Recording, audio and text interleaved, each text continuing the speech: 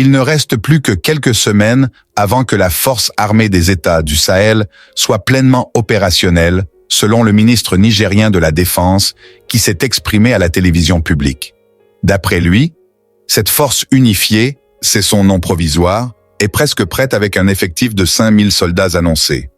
Nos forces pourront désormais intervenir ensemble.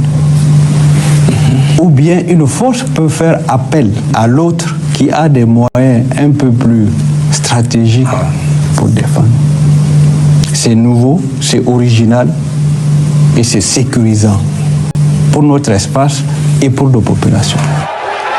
En réalité, les pays de l'AES mènent déjà des opérations ponctuelles et conjointes contre les groupes djihadistes dans la zone des 3 frontières, où les attaques sont les plus fréquentes. Toutefois, avec la création de cette nouvelle force unifiée, le Niger, le Burkina Faso et le Mali prennent désormais des décisions opérationnelles indépendamment de toute autre tutelle. Ce développement survient alors que ces pays se retirent de la Communauté économique des États d'Afrique de l'Ouest, CEDEAO, une organisation perçue par eux comme trop influencée par Paris. Toutefois, avec ou sans la France, le Sahel reste une région constamment menacée, considérée par les Nations Unies comme le centre névralgique du terrorisme mondial. Le Sahel est l'épicentre de l'une des crises les plus brutales au monde.